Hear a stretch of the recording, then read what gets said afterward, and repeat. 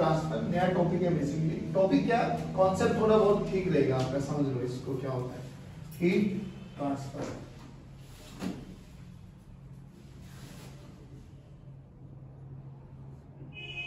देखो हीट का way basically जहां टेम्परेचर का डिफरेंस होता है ना, बेसिकली एक form of energy you can see a mode of transfer of heat. हम इस चैप्टर में पढ़ेंगे कि हीट को एक पॉइंट से लेके दूसरे पॉइंट तक कितने मेथड से, कितने तरीके हमारे पास कि एक पॉइंट से लेके दूसरे पॉइंट तक ट्रांसफर किया जाए। बेसिकली हम अगर बात करें तो हमारे पास तीन मेथड्स होते हैं यहाँ पर। एक जिसको हम बोलते हैं कंडक्शन, दूसरा बोलो कन्वेक्शन, तीसरा बोलो रेडिएशन। ठीक है, कन्वेक्शन एंड तीसरा है रेडिएशन।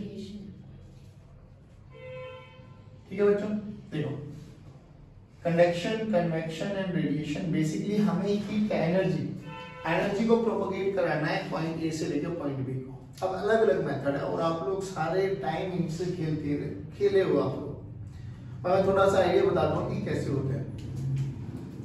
सबसे बेसिक एग्जांपल डेली मर्रा की जिंदगी में आने वाला, गैस पर हम लोगों ने नॉर्मली चाय पानी सब्जी वगैरह खूब बनाया होगा, है ना। तो जब हम ये फ्राइंग पैन रखते हैं, इसमें एक हैंडल सा होता है ना, तो जब ये गर्म हो रहा होता है, ठीक है होने दे, कोई दिक्कत नहीं है, बट हमें थोड़ा स्लोली एंड ग्रेजुअली अगर इस पर वो इंसुलेटिंग ना हो, प्लास्टिक वाला इंसुलेटर अगर मान लो हटा दे 2 मिनट के लिए, कई बार ये पुराना होकर टूट भी जाता है, वो हट भी जाता है, तो नॉर्मली हम उसी का यूज कर लेते हैं। तो विल रियलाइज कि जैसे जैसे ये गर्म होता है ना, कुछ टाइम के बाद ये वाला हैंडल भी गर्म होना स्टार्ट हो जाता है। वैसे तो सभी को जहां से हम पकड़ना होता है वहां से कहीं ना कहीं इंसुलेटर्स लगा के रखते हैं। इंसुलेटर्स बताओ क्या होते हैं, जो हीट को पास ना करने दे बेसिकली, है ना। तो ये हमें पता लगता है कि ये धीरे धीरे ये भी गर्म होना स्टार्ट हो जाता है ना। ये होता है नॉर्मली, हम लोगों ने सबने देखा है।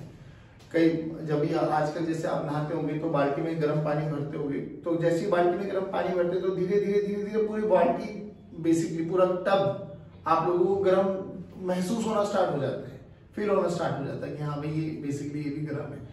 तो ऐसे मोड ऑफ ट्रांसफर को हम बोलते हैं कंडक्शन। अब कंडक्शन के बारे में थोड़ा सा आइडिया लेते हैं कि रियलिटी में कंडक्शन में होता क्या है। हम लोगों ने नॉर्मली बोला कि देखो इसको थोड़ा एक्सपीरियंस ऐसे भी कर सकते हैं, जैसे दीपावली पे हम लोग फुलझड़ी जलाते हैं। फुलझड़ी में क्या करते हैं हम लोग, एक एंड पर उसमें आग लगा देते हैं, ऐसे एक हैंडल सा होता है ना, यहाँ पर आग लगा देते हैं हम लोग। तो नॉर्मली जैसे ही जलते पूरा खत्म होती है तो विल रियलाइज, हमें थोड़ा बहुत एहसास होता है कि ये हैंडल भी ना गर्म होना स्टार्ट हो जाता है। अब ऐसा कैसे होता है, कैसे हुआ है, तो देखो हमें इतना पता है जहां पर हम लोग आग लगाते हैं, फायर देते हैं, हीट करते हैं, यहाँ का टेम्परेचर TA, इस पॉइंट का नाम A दे दो और इस पॉइंट का नाम B दे दो, this is TB। Temperature A point, temperature at B point. तो अपन को इतना पता है, यहाँ पे हम लोग इसको हीट देने लगा था, तो temperature at A is greater than temperature at B। और टेम्परेचर किसका इंडिकेशन है, टेम्परेचर इंडिकेशन है एवरेज एनर्जी पर मॉलिक्यूल्स, ठीक है ना, एवरेज एनर्जी पर मॉलिक्यूल्स। तो जो यहाँ पे मॉलिक्यूल्स और यहाँ पे मॉलिक्यूल्स है, किसकी वाइब्रेशनल एनर्जी बहुत तेज होगी, क्या इसमें 2 ही मॉलिक्यूल्स है क्या, नहीं, ये तो भाई सब सॉलिड है बेसिकली, है ना, आपस में पैक्ड है ये तो सारे के सारे मॉलिक्यूल्स। तो जिसका टेम्परेचर ज्यादा है उसकी वाइब्रेशनल एनर्जी क्या होगी, बहुत ज्यादा होगी। तो क्या होगा, कोलिजन होने से क्या होगा, वो एनर्जी धीरे धीरे ट्रांसफर होती चली जाएगी एक पॉइंट से लेके B पॉइंट तक। तो रियलिटी में, और ये भी समझ में आता है हमें, एनर्जी का ट्रांसफर इस वाले मेथड में तभी हो सकता है जब कहीं ना कहीं टेम्परेचर डिफरेंस है। टेम्परेचर अगर थ्रू आउट सेम रह जाएगा तो क्या ट्रांसफर होगी। तो रियलिटी में क्या होगा, जिसका टेम्परेचर ज्यादा है वहां पर वाइब्रेशनल एनर्जी ज्यादा है, जिसके कारण इसमें आसपास के मॉलिक्यूल्स के साथ कोलिजन होता है, जिसके कारण हीट ट्रांसफर होती है एक पॉइंट से लेके दूसरे पॉइंट तक। तो एक तो ये, पर इसमें सच्चा अच्छी बात क्या है कि जो ये मॉलिक्यूल्स होते हैं ना बाबू, ये वाइब्रेट तो करते हैं उसी पॉइंट पर, मीन पोजीशन पे वाइब्रेशंस बहुत तेज हो जाती है, पर ये मॉलिक्यूल्स आगे भी ट्रेवल करते हैं। तो कनेक्शन फिनोमिना में हमें कौन कौन सी 2-3 बातें याद रखनी पड़ेगी। पहली बात कि इट रिक्वायर्स मीडियम, हीट को ट्रांसफर करने के लिए इसको मीडियम की आवश्यकता होती है। लेकिन इसके जो पार्टिकल्स होते हैं वो पार्टिकल्स एक पॉइंट से दूसरे पॉइंट तक नहीं चलते, यानी पार्टिकल का जो डिस्प्लेसमेंट होता है वो क्या होता है, 0। पॉइंट समझ में आ गया। और ये कहां से कहां ट्रांसफर होती है, हायर टेम्परेचर से लोअर टेम्परेचर। तो heat energy will propagate from high temperature to low temperature, ये ध्यान रखना है इसको। अब इसके बहुत सारे एग्जांपल आप लोगों ने देखे होंगे। पानी गर्म करना, मतलब पानी गर्म करना है, प्रोसेस एक अलग है, बट पानी का जो कंटेनर है, पानी मत गर्म करो, वो जो कंटेनर को जब गर्म करते हो तो कंटेनर ये कंडक्शन फिनोमिना से गर्म होता है।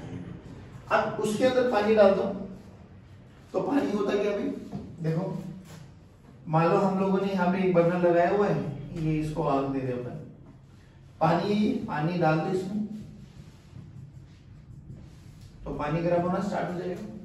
तो जो पानी गर्म होता है ना, बेसिकली जो पानी के मॉलिक्यूल्स है जो गर्म होते चले जाते हैं वो फटाक से ऊपर आ जाते हैं, और जो ठंडे वाले होते हैं वो नीचे चले जाते हैं। तो देखो मीडियम की तो इसमें भी आवश्यकता पड़ी है, बट इसमें मॉलिक्यूल चल रहे हैं, इसमें मॉलिक्यूल का डिस्प्लेसमेंट नहीं था, बट इसमें मॉलिक्यूल्स का डिस्प्लेसमेंट है।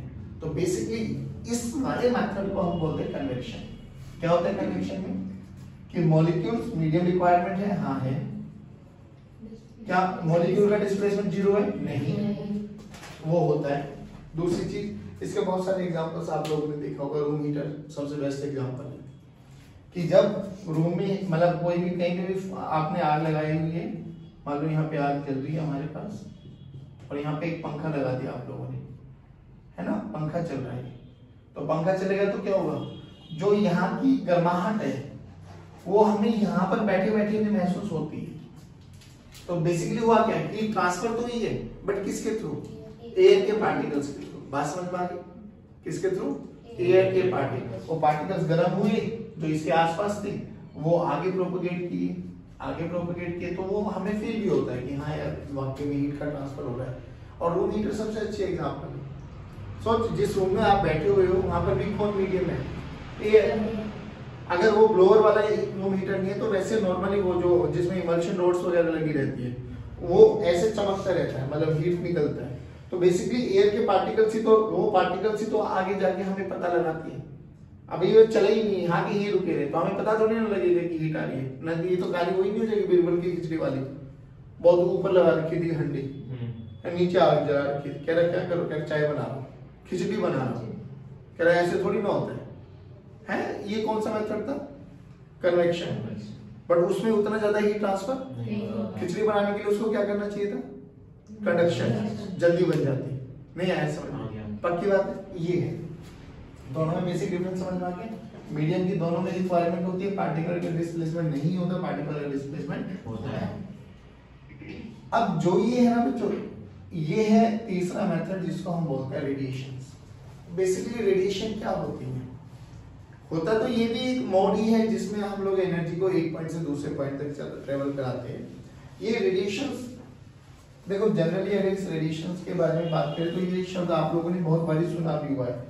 जैसे अक्षय कुमार की एक मूवी आई थी रोबोट 2.0, उसमें सारा खेल ही इसका दिखाया हुआ था कि चिड़िया लुप्त हो गई है ना, वो मर जाता है, फिर वो ऐसे भूत बन के लोगों को ऐसे खत्म करता है, वो मोबाइल वगैरह का रेडिएशंस का ही खेल है।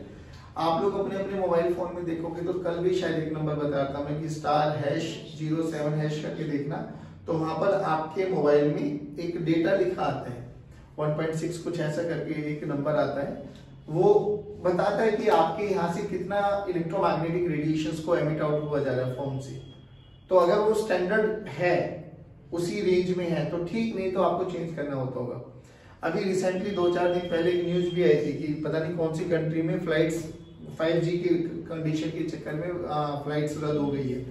अभी याद तो 1-2 महीने पहले शायद इंडिया में भी किसी ने पिटीशन दायर की थी कि इंडिया में 5G को लॉन्च ना किया जाए, क्योंकि ये रेडिएशंस है बेसिकली जिससे हम घिरे हुए हैं। अनडाउटेडली हमारा सर्वाइवल इसके बिना मुश्किल है, क्योंकि हम सुबह से शाम तक इनके साथ खेले रहते हैं। इंटरनेट कनेक्टिविटी देखो, है ना, एक दिन के लिए भी, 1 घंटे के लिए भी ब्लैकआउट कर दे इंटरनेट का, बच्चों की हालत खराब हो जाती है। बच्चों छोड़ो, क्योंकि आजकल का सारा काम इससे चल रहा है, एक दूसरे के साथ हम लोग कनेक्टिविटी में है बिकॉज ऑफ इंटरनेट। हाँ, बट इसके एडवांटेजेस भी है और डिसएडवांटेजेस भी है, तो हमें दोनों चीजों को कहीं ना कहीं वे आउट लेना पड़ेगा कि भाई एडवांटेज भी बहुत सारे हैं इसके। हम फटाक से अमेरिका में बैठे बैठे अपने रिलेटिव्स को फटाक से 1 सेकंड लगता है, अब ऐसा अनुभव होता है जैसे हम मेरे बगल में बैठा हो। पहले तार भेजते थे, लेटर भेजते थे, लेटर लिखा, लेटर को भेजने में 7-7 10-10 दिन लग जाते थे, फिर उधर से उतने दिन के बाद रिप्लाई आता था। पता लगे बीच में कोई दुर्घटना हो जाती, इतने सारा कार्यक्रम हो जाता, जब पता लगता था भाई वो तो निपट लिया। आज तो निपटते फोन आ जाते हैं, भाई साहब आ जाओ निपट लिए। पहले ऐसा नहीं होता था ना, पहले तो निपट भी गए तो पता ही नहीं लगता था। मैंने सच बता रहा हूँ, कई बार तुम लोगों ने शायद ये एनालाइज किया होगा, मम्मी पापा से पूछना, कभी एक मतलब कोई भी खुशखबरी को भी देने के लिए ना 15-15 20-20 दिन का वेट करना पड़ता था। चिट्ठी लिखो, पोस्ट ऑफिस में डालो, वो 4 से 5 दिन 6 दिन में जाके वहां मिलती थी। उनको बड़ा अच्छा लगता था जिनको मिली, फिर वो वापसी रिटर्न में, भाई आपकी चिट्ठी मिली, बड़ा मिला, ये पूरे प्रोसेस में 15 दिन निपट गए। किसी की शादी है बहुत रैंडमली, जैसे आजकल बड़ी जल्दी जल्दी शादी होती है ना, किसी को बहुत जल्दी जल्दी इनविटेशन देना, आप तो फटाक से फोन करो, भाई आ जाओ, व्हाट्सएप पे दे दिया है ना, कार्ड भी नहीं छपवाते आजकल, तो अपने आप ही बना लेते हैं इनविटेशन और फॉरवर्ड कर दो, भाई आगे चलो हो भी गई।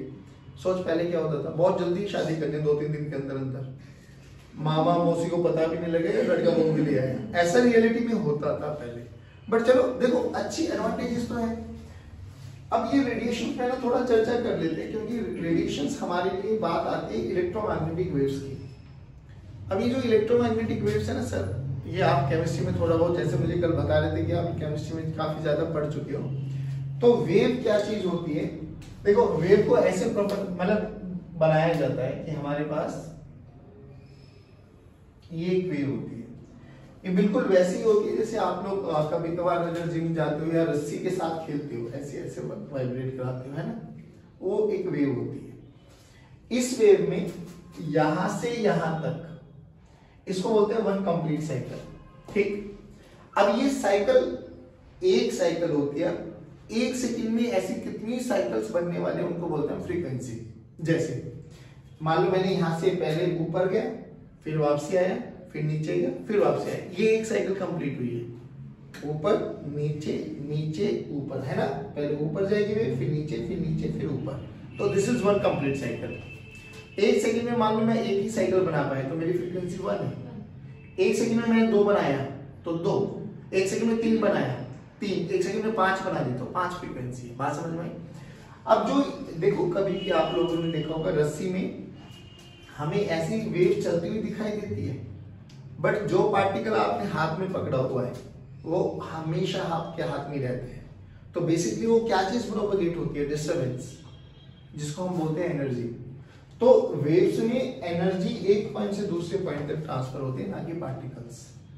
पार्टिकल्स नहीं प्रोपगेट होते। इलेक्ट्रोमैग्नेटिक वेव्स के बारे में हम बात करें तो यहां से यहां तक हमारी एनर्जी की प्रोपगेशन होती है, और एनर्जी कितनी रफ्तार से भाग रही है उसको बोलते हैं हम वी। वी इज बेसिकली आपके पास स्पीड है, वेव की स्पीड है, you can see energy propagation की स्पीड है। इस ए पॉइंट से लेकर बी पॉइंट तक इसको पहुंचने में कितना समय लगा, that is capital T, time period of 1 second. ठीक है, और यहां से ए से बी की दूरी को हम बोलते हैं वेवलेंथ। ये शायद सुना होगा आप लोगों ने, नहीं सुना तो सुन लो, दिस इज वेवलेंथ। इन तीनों में एक रिलेशन होता है। ठीक है, वो रिलेशन क्या है कि टी टाइम में एनर्जी ए पॉइंट से लेके बी पॉइंट तक कितनी दूर ट्रेवल करी है, दैट इज लैम्डा। तो लैम्डा का फॉर्मूला है डिस्टेंस स्पीड टाइम। बोलो क्या होता है, distance this is equal to speed into time.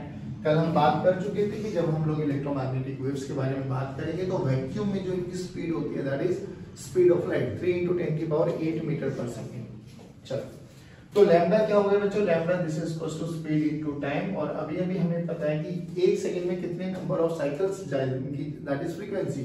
तो इन दोनों में एक रिलेशन है, T this is equal to 1/f। तो लैम्डा को f की टर्म्स मतलब टाइम को f की टर्म्स में लिखो, तो lambda this is equal to v/f, यानी v का फॉर्मूला है लैम्डा इनटू f। ठीक है, अब मीडियम चेंज हो जाएगा तो स्पीड चेंज हो जाती है। ठीक है, जब तक एक ही मीडियम रहेगा लैम्डा इनटू एफ का प्रोडक्ट हमेशा क्या रहेगा, कांस्टेंट। जैसे कि वैक्यूम के बारे में बात करें हम लोग, सन हमारी अर्थ, उसके बाद एटमॉस्फेयर है ना, कितने किलोमीटर तक है? 8 से 10 किलोमीटर तक एटमॉस्फेयर है। उसके बाद वैक्यूम स्पेस, वो वैक्यूम है हमारे पास, बट सनलाइट आती है। तो सनलाइट के लिए मीडियम हो या ना हो कोई जरूरी मतलब कोई मतलब नहीं है। कल हम बात कर रहे थे कि अगर हम लोग इस रूम में वैक्यूम क्रिएट करा दो, वैक्यूम, अभी हम तुम एक दूसरे को देख पा रहे, एक दूसरे की बातें सुन पा रहे, देखने का तो छोड़ दो कॉन्सेप्ट, बट हम एक दूसरे की आवाजें सुन पा रहे हैं ना, बिकॉज क्योंकि हमारे तुम्हारे बीच में मीडियम है एयर। अगर एयर को सक कर लिया जाए, यहाँ से निकाल दिया जाए, तो वैक्यूम क्रिएट करा दिया जाए, तो हम बोल तो रहे होंगे, यही हो रहा होगा, बस आपको पता ही नहीं लग रहा होगा क्या, क्योंकि एयर जो साउंड है उसको मीडियम की आवश्यकता है। तो साउंड को हम बोलते हैं मैकेनिकल वेव्स। जो ये इलेक्ट्रोमैग्नेटिक वेव्स होते हैं इनको बोलते हैं नॉन मैकेनिकल वेव्स। ऐसे याद करो, M for medium, M for mechanical. जो इन वेव्स को ट्रेवल करने के लिए मीडियम की आवश्यकता होती है उनको मैकेनिकल, जिनको नहीं होती उनको। तो रेडिएशन में जो हम इलेक्ट्रोमैग्नेटिक वेव्स पढ़ रहे हैं वो कैसी है? नॉन मैकेनिकल, उनको मीडियम की आवश्यकता। अब देख तीनों में एक डिफरेंस तो समझ में आ गया, इन दोनों को और इसको नहीं होने वाली पहली बात। अब थोड़ा बहुत आइडिया देख लो। फ्रीक्वेंसी के बेसिस पर हम लोगों ने अलग अलग वेव्स बना दी, जैसे radio waves, microwaves, infrared, visible region, UV, X ray, gamma, है ना बच्चों। जो ये फ्रीक्वेंसी होती है ना, frequency, this is the property of source. मतलब कैसे, मैं आपको बताता हूँ। मान लो मैंने यहाँ से एक लेजर लाइट ली रेड कलर की, ठीक है, तो अभी हमारे तुम्हारे बीच में कौन है? Air, medium. आपको कैसा कलर दिखाई दे रहा है? रेड। मैंने एक बोतल उठाई, इस बोतल में पानी भर दिया, अभी एयर था, अब एयर भी और वाटर भी मीडियम आ गया। अभी भी इसमें से पार होने के बाद कैसे कलर दिखाई देगा? क्या कलर चेंज हो जाएगा क्या? नहीं, कलर तो नहीं चेंज हो रहा। तो फ्रीक्वेंसी जो है ना वो सोर्स की प्रॉपर्टी है। जब तक आप सोर्स चेंज नहीं करोगे फ्रीक्वेंसी में कोई भी चेंज। लाल कलर है तो थ्रू आउट लाल ही रहेगा, नीला है तो नीला ही रहेगा। तो frequency is the property of source. एक मीडियम से दूसरे मीडियम में जाने के बाद भी क्या चीज सेम रहेगी? फ्रीक्वेंसी। नंबर ऑफ ऑसिलेशंस, एक सेकंड में अगर 3 वेव जनरेट हो रही है तो थ्रू आउट 3 ही होंगी। सिंपल सी बात ये, क्या चीज बदल जाएगा? स्पीड भी बदल जाएगी और वेवलेंथ भी बदल जाएगी। ये बात समझ में आ गई? पक्की बात है, श्योर। सबसे ज्यादा स्पीड कहाँ पर होगी? वैक्यूम, उससे ज्यादा तो कुछ हो ही नहीं सकता।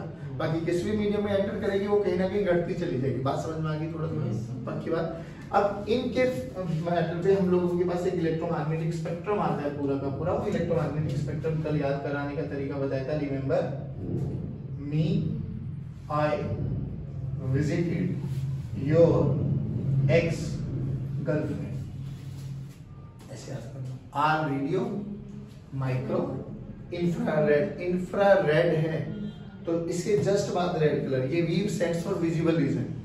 विजिबल रीजन में 7 कलर्स होते हैं विद्युत, ठीक है ना। तो इंफ्रारेड जस्ट रेड, अल्ट्रावायलेट उससे पहले वायलेट। तो समझ में आ गया, यहाँ पे वी आएगा और यहाँ पे रेड।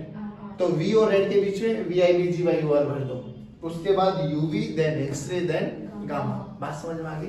तो हमें जो तीसरा मेथड है दैट इज रेडिएशंस, तो ये समझ में आ गई कि रेडिएशंस में प्रोपगेशन के लिए मीडियम की आवश्यकता नहीं है, बिल्कुल नहीं होती। मीडियम दो ना दो एनर्जी प्रोपगेट होती है। अब ये रेडिएशंस होती कहाँ है इस वाले चैप्टर में? यहाँ होता है टेम्परेचर के चेंज के कारण। जैसे कि हम लोगों ने नॉर्मली ऑब्जर्व किया होगा, आप रोटी बनाते हो तवे पे, है ना। रोटी बनाने के बाद तवा फिर भी गर्म होता है। तवे का गर्म कैसे एहसास होता है? हम उसके ऊपर ऐसे थोड़ा सा ऊपर हाथ रख के देखते हैं तो कहीं ना कहीं हमें हीट एनर्जी मतलब महसूस होती है। बेसिकली रेडिएशन है वो, जो चेंज इन टेम्परेचर, टेम्परेचर बढ़ाने के बाद हम लोगों को हीट का महसूस हुआ है। हाँ है। अब ऐसे ही हम लोगों ने एक आयरन रॉड लिया, उसको गर्म कर दो, लाल कर दो एकदम, तो वो भी रेडिएशन है। तवा, अंधेरे में तवे को लेके चले जाएंगे, हीट हमें फील हो सकती है, बट वहां हम अंधेरे में तवे मतलब ऐसे नहीं कि ऐसा हमें तवे से हमें एक्सीडेंट भी हो सकता है, पता ही नहीं अंधेरे में तवा है या नहीं है।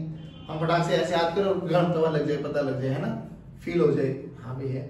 ऐसे ही आयरन रोड गर्म करके रख दूं तो दूर से पता लग जाएगी आपको अंधेरे में भी कि भाई आयरन रोड रखी हुई है। क्यों? क्योंकि उसके कारण रेडिएशन जो निकल रही है ना वो उस रीजन में लाई कर रही है जो हमें दिखाई दे सकता है। रेडिएशन तवे में से भी निकल रही थी बट वो रेडिएशन उस रीजन में लाई कर रही थी जो कभी हमें दिखाई और हमें दिखाई केवल और केवल ये रीजन देगा विजिबल, ना इससे नीचे वाला ना इससे ऊपर वाला। एक्सरे देखा है कभी आप लोगों ने? कराया होगा, देखा नहीं होगा। आप कौन से एक्सरे की बात कर रहे हो? एक ही एक्सरे होता है। तो देखा है। नहीं एक्सरे कराया होगा बेटे, एक्सरे कराने के बाद जो वो फोटोग्राफ आएगा वो देखा होगा, है ना? हाँ एक्सरे रेडिएशन नहीं देखी ना आपने? अच्छा रेडिएशन की बात है। हाँ है ना, वो एक्सरे का जो फोटोग्राफ आता है वो तो हम लोगों ने सबने देखा होगा। एक्सरे हम देख नहीं पाते है ना सिमिलरली हम रेडियो भी देख पाते ना माइक्रो ना इंफ्रारेड। इंफ्रारेड देखने का एक और तरीका बताया था कल कि कल रिमोट को अपने कैमरा के आगे रखना तो वो हल्का हल्का बहुत छोटा सा रेड कलर दिखाई देता आपको, इंफ्रारेड दिखाई दे जाता, कोई बड़ी बात नहीं। ये सब चीजें समझ में आई बच्चों? जल्दी बताओ कितने मेथड? 3। कंडक्शन में क्या क्या जरूरत है? Medium high to low. Convection particle चलेगा, पार्टिकल डिस्प्लेस होगा रेडिएशन में, टेम्परेचर का वेरिएशन आएगा, हीट जनरेट होगी, रेडिएशंस निकलेंगी, कई बार वो रेडिएशंस में दिखाई दे जाती है और कई बार नहीं।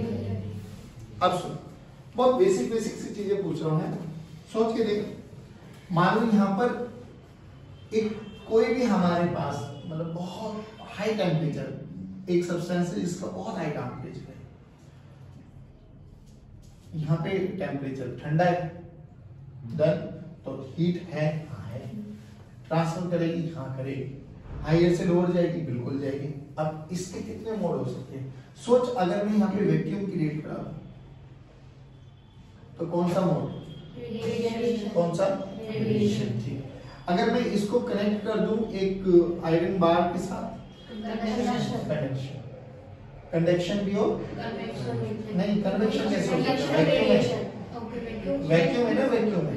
अच्छा इस वैक्यूम को हटा के मैं यहाँ एयर कर दूं तो कंडक्शन भी होगा, कन्वेक्शन भी होगा और रेडिएशन भी होगा। रेडिएशन तो ये लगा ले होगा ही होगा, हो गई होगा। अब सर बात यह है कि रेडिएशन तो हर जगह होने के चांसेस है, बिल्कुल है। फिर हम पढ़ेंगे किसको? जो ज्यादा डोमिनेट करने वाला है, जो ज्यादा डोमिनेट करने वाला है। कंडक्शन करेगा तो हम थ्रू आउट कंडक्शन पढ़ेंगे, फिर कन्वेक्शन और रेडिएशन को भूल जाएंगे। जब कन्वेक्शन को बात करेंगे तो कन्वेक्शन ही कन्वेक्शन पढ़ेंगे, हम रेडिएशन और उसको भूल जाएंगे। बात समझ में आ रही है? जो जिसकी डोमिनेंसी ज्यादा होगी, जैसे फॉर एग्जांपल मैं आपको बताता हूँ, जब आप लोगों ने 10th स्टैंडर्ड में पढ़ा होगा रिफ्लेक्शन, तो टीचर ने बोला होगा कि भाई यहाँ पे ना 3 फिनोमेना होते हैं, रिफ्लेक्शन भी होता है, रिफ्रैक्शन भी होता है, एमिशन एब्जॉर्प्शन भी होता है ना? लाइट आएगी, एब्जॉर्ब भी होती है। जनरली हम कौन सा एक्सपेरिमेंट पढ़ते, मतलब कौन सी चीज पढ़ते हैं जिसकी डोमिनेंसी ज्यादा होती है? रिफ्लेक्शन में 90% मान लो रिफ्लेक्ट होके जा रही है, 10% रिफ्लेक्ट होके जा रही है, तो हम क्या पढ़ेंगे वहां पे? ग्लास के पीछे सिल्वरिंग ना करो, ग्लास के पीछे सिल्वरिंग ना करो तो हमें हल्की हल्की अपनी में दिखाई भी देते और बाहर का भी दिखाई देता है। तो हमें अपनी इमेज के कंपैरिजन में बाहर अच्छा दिखाई देता है। हाँ। तो उस समय में क्या पढ़ना चाहिए? रिफ्लेक्शन। क्या नहीं पढ़ना चाहिए? सिल्वरिंग कर दो तो रिफ्लेक्शन। बात समझ में आ गई? जिसकी डोमिनेंसी ज्यादा होगी अपन को उस मेथड के साथ जाना है। अच्छा इसमें ये हो गया, ये हो गया, ये हो गया। सोच एयर कर दूं तो खाली इसको हटा दूं, कन्वेक्शन और रेडिएशन, ऐसे अलग अलग फिनोमेना हो सकते हैं। बोल इतना समझ में आया? अब ना एक छोटा सा जनरल क्वेश्चन पूछता हूँ। मान लो इसका टेम्परेचर कोई भी अपनी मर्जी से टेम्परेचर बोलो। 57 सॉरी 273।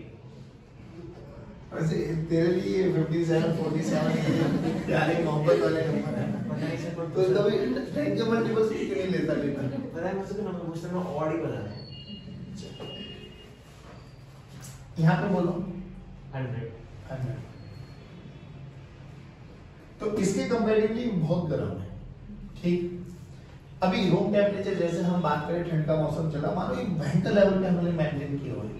रूम टेम्परेचर अभी करीबन 15-16 डिग्री होगा, मान लेते हैं 10-20 डिग्री के आसपास एक रॉड रखी हुई है हमारे पास। ठीक, इस रॉड को जब मैं उठा के यहाँ लगाऊंगा तो रॉड के इस ए पॉइंट और इस बी पॉइंट के बारे में चर्चा करो। इसका टेम्परेचर क्या हो जाएगा? बढ़ेगा। ए का कितना हो जाएगा? 200 तो नहीं होगा, ए का कम हो जाएगा। ज्यादा होगा, ज्यादा अबे होगा। देखो ए 200 डिग्री पे में हाँ तो बोल रहे सर ज्यादा होगा, कितना होगा 200 और बी का 100 होगा नहीं होगा। होगा। इसके इस पॉइंट पे बोलो, किसी भी पॉइंट पे 200 रहेगा, 100 रहेगा या कुछ और रहेगा, बीच का कुछ और रहेगा। बीच का तो हम कह नहीं सकते, कुछ और रहेगा पक्का।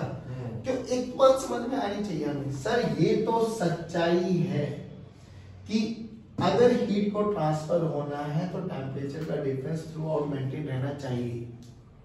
अगर सोच के देख रहे हैं इस रोड का पूरे थ्रू आउट टेम्परेचर एक जैसा आ गया, फिर तो हीट ट्रांसफर कतई नहीं हो सकती।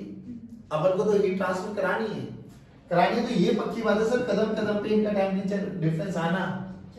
यानी हम ये बोल दे ए पॉइंट, ये बोल दे बी पॉइंट, ये बोल दे डी पॉइंट, ये बोल दे ई पॉइंट, ये बोल दे एफ पॉइंट। तो जैसे मैं एक से बी की तरफ जा रहा हूं तो टेम्परेचर घटना चाहिए बढ़ना चाहिए? घटना चाहिए। टेम्परेचर डिफरेंस थ्रू आउट आना चाहिए, तभी हीट का प्रोपगेशन हो पाएगा, एल्स हो पाना मुश्किल है, नहीं है समझ में। अच्छा, इस वाले जो मॉलिक्यूल है, यहाँ के मॉलिक्यूल और यहाँ के मॉलिक्यूल, इसको 50 डिग्री मान लेते हैं, थोड़ा और फील आ जाएगी। इसके मॉलिक्यूल्स के बारे में चर्चा करो, इसके मॉलिक्यूल्स के बारे में चर्चा करो, बोलो किसकी वाइब्रेशन एनर्जी ज्यादा है? ए की। तो कोलिजन होने के चांसेस सबसे ज्यादा कहाँ है? तो हीट ट्रांसफर होगी नहीं होगी? होगी। ए से बी। बहुत समय के बाद क्या हो जाएगा? बहुत समय के बाद ये इसी टेम्परेचर को मेंटेन कर लेगा और ये इसी टेम्परेचर को मेंटेन कर लेगा। ठीक है, अब बेसिकली क्या हुआ, तो यहाँ से यहाँ हीट ट्रांसफर हुई तो जरूर है सर, हीट ट्रांसफर हुई तो जरूर, ये तो सच्चाई है, इसमें तो समझ में आ गया। हाँ, अगर ये मेरे आइसोथर्मल, हम लोग आइसोथर्मल क्या होगा, इंसुलेटर्स लगा दिए। इंसुलेटर्स का मतलब समझे बाबा, कि अगर मैंने यहाँ पर इंसुलेटर्स लगा दी कि कोई भी हीट का लॉस ना हो, मतलब साइड से कोई भी सराउंडिंग से हीट ट्रांसफर ना हो, तो सारे हीट ट्रांसफर यहीं से होते हैं ना, through the this rod, particular this rod. तो होगा क्या, कुछ टाइम देखो इनिशियली क्या हो रहा होगा। मान लो ये क्रॉस सेक्शन ले लिया हम लोगों ने, हाँ ये क्रॉस सेक्शन ले लो, यहां से किस कोई भी हीट अमाउंट गया, लेट्स से Q1, और यहां से जब निकला ये Q2, ऐसा क्यों हुआ, ये दिया Q1 निकला Q2? क्योंकि सर इनिशियली क्या हो रहा होगा ना, ये 20 डिग्री पर है, जब इनको कनेक्ट करेंगे तो धीरे धीरे इसका टेम्परेचर बढ़ना चाहिए। बढ़ाने के लिए क्या होगा, हीट, बेसिकली हीट ही तो बढ़ाएगी, टेम्परेचर नहीं आएगा। तो जो ये Q1 माइनस Q2 का जो चेंज आया, डिफरेंस आया, ये क्या कर रहा होगा, ये इसके टेम्परेचर को इंक्रीज कर रहा होगा। अरे हाँ ना बोलो, भाई इनिशियली कितने पे है 20 डिग्री, तो ये कितने पे है 200, और ये कितने पे है? जब बेचारे इसको उठा के रखेगा तो हीट का ट्रांसफर हुआ है ना, हुआ। तो क्या जितना देंगे उतना मिलेगा क्या? नहीं देगा, क्योंकि हीट जब चलेगी तो वो बेसिकली क्या करेगी, चेंज आएगा कुछ। वो चेंज क्या कर रहा होगा, उस रॉड के टेम्परेचर को इंक्रीज कर रहा होगा। बहुत समय के बाद क्या हो गया होगा, टेम्परेचर थ्रू आउट क्या हो जाएगा, इस पॉइंट का टेम्परेचर सेम, इसका सेम, इसका सेम, इसका सेम, इसका सेम, नहीं आया? अरे बोलो भाई, यानी मैं बोल सकता हूं कि अगर मेरे पास ये एक रॉड है, मान लो लेट अस सपोज ये पॉइंट ए और ये पॉइंट बी, तो इस पॉइंट का क्रॉस सेक्शनल एरिया देखो, इस क्रॉस सेक्शनल एरिया, तो मैं बोल सकता हूं इसके हर पॉइंट का टेम्परेचर क्या है, सेम। यहां पर एक क्रॉस सेक्शनल एरिया बनाऊंगा तो सेम, वो इसका ये टेम्परेचर और ये टेम्परेचर सेम नहीं है, बट इसके इस क्रॉस सेक्शन के हर पॉइंट का टेम्परेचर क्या है, सिमिलरली इसके नहीं आए समझ में। और ये तो पक्की बात है, अगर हीट ट्रांसफर हो रही होगी तो ए का टेम्परेचर सबसे ज्यादा होगा, बी का टेम्परेचर सबसे कम, फिर जैसे ए, फिर डी, फिर ई, फिर एफ, ऐसे अगर हम बात करें, लेट अस सपोज यहाँ टेम्परेचर T1 मान लेते हैं, टेम्परेचर T2 मान लेते हैं, T3 मान लेते हैं, T4 मान लेते हैं, T5, बताओ रिलेशन क्या है? T1 is greater than T2 is greater than T4 greater than T5। अब यहाँ ना एक एनालॉजी चलती है बच्चों, मैं सच बताऊं आपको, जैसे आप लोगों ने उसमें पढ़ा था ऑम्स लॉ, कौन सा, करंट इलेक्ट्रिसिटी। तो करंट इलेक्ट्रिसिटी में हमने 2-3 चीजें देखी थी, इफ यू रिमेम्बर। मान लो कि यहाँ पर एक वायर है और इस वायर में रेजिस्टेंस है R, और ये पॉइंट है आपके पास A और ये पॉइंट है आपके पास B। इसका पोटेंशियल VA मान लिया, इसका पोटेंशियल VB मान लिया। हमने बोला let us suppose VA is greater than VB, तो आप लोगों ने बोला था अगर पोटेंशियल डिफरेंस है तो करंट फ्लो करेगा।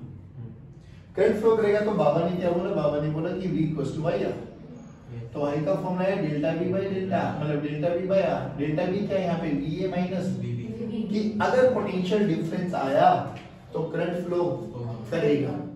सिमिलरली यहाँ पर भी क्या है बच्चों, अगर टेम्परेचर का डिफरेंस आया है ना तो हीट करंट यहाँ पर भी फ्लो करेगा। यहाँ पे हीट करंट को कई बार कई किताबों में एच से रिप्रेजेंट कर देते, कई किताबों में आई से रिप्रेजेंट करते हैं। आई वाले क्यों? क्योंकि एनालॉजी बनाना चाहते हो। यहाँ पे आई इलेक्ट्रिक करंट था हमारे पास, जिसको हम क्या लिखते हैं, dq बाई dt। dq क्यों यहाँ पे क्या है, charge, flow of charge.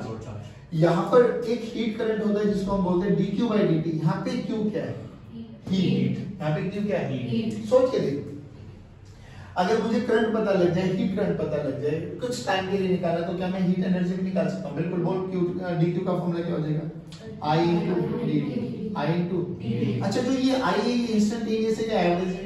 Instantaneous. Average के लिए क्या करेंगे, delta q by delta t, delta q by ये आपके पास हीट करंट है। अब ये हीट करंट है ना, एक्सपेरिमेंटली ऑब्जर्व किया गया, बहुत सारे फैक्टर्स पे डिपेंड करता है। एक तो फैक्टर यही हो गया कि डेल्टा t का होना बहुत जरूरी है। डेल्टा t बोले तो चेंज इन टेंपरेचर, जितना ज्यादा चेंज इन टेंपरेचर होगा उतना ज्यादा हीट फ्लो करेगी, उतना ज्यादा करंट बढ़ेगा। एक तो चीज ये हो गई, तो डायरेक्टली प्रोपोर्शन आ गया डेल्टा टी के। एक देखो, एक मतलब मैंने मान लो इसको गर्म किया, इसको गर्म कर दिया, हाँ इसको, अब इसका क्रॉस सेक्शनल एरिया देखो, और तवा गर्म कर दिया, दोनों को टेम्परेचर सेम मेंटेन किया, हीट कहाँ ज्यादा फील हुई, तवे पे। इसका एरिया ऑफ क्रॉस सेक्शन कम, उसका एरिया ऑफ क्रॉस सेक्शन। उंगली रख के देखो और हाथ रख के देखो, कहाँ मजा आता है, तवे के ऊपर उंगली रख तो एरिया ऑफ क्रॉस सेक्शन कम है, हाथ रख कहाँ मजा आता है, अनुभूति कहाँ आती है, हाथ रखने पे। ओहो पूरी के पूरे पदार्थ को मुझे बहुत गर्म है, ऐसे रख, बहुत ठंडक सा, एरिया ऑफ क्रॉस सेक्शन कम, तो हीट की अनुभूति कहाँ ज्यादा होती है, जब एरिया ऑफ क्रॉस सेक्शन। तो ये डायरेक्टली प्रोपोर्शन हो गया एरिया ऑफ क्रॉस सेक्शन के। एक और बता, इसको गर्म कर रहा हूँ, लेंथ देख लो, आयरन मान ले इसको गर्म कर रहा हूँ, क्या यहाँ जल्दी फील हो जाएगा? हाँ आयरन है ना, आयरन है ना। और एक 2 मीटर की रॉड ले ली, उसको गर्म कर रहा हूँ, किस केस में बहुत जल्दी फील होते हैं? तो क्या I is inverse in proportion to L कह सकता हूँ? जितनी लेंथ कम है उतना I ज्यादा, जितनी L ज्यादा होगी उतना I कम। बात समझ में? तो ये बहुत सारे पैरामीटर्स पे ये I जो आपके पास हीट करंट है इनको डिपेंडेंट रहता है। Directly proportion to delta T, directly proportion to A, inversely proportion to L। इन सबको मर्ज करके will get a formula K, एक कांस्टेंट है, delta T into A by L। अब इस वाले फैक्टर्स पे ना बेटा बहुत सारे वेरिएबल्स आ जाते हैं। K आपके पास मटेरियल की प्रॉपर्टी होती है, डेल्टा T आपका चेंज इन टेम्परेचर डिफाइन करेगा, A आपके पास एरिया ऑफ क्रॉस सेक्शन होगा और L आपके पास लेंथ होगी। बात समझ में आएगी? ये हीट करंट का फॉर्मूला है। थोड़ा बहुत आइडिया लगा? पक्की बात? चलिए आज के लेक्चर को समाप्त करते, जय हिंद जय भारत।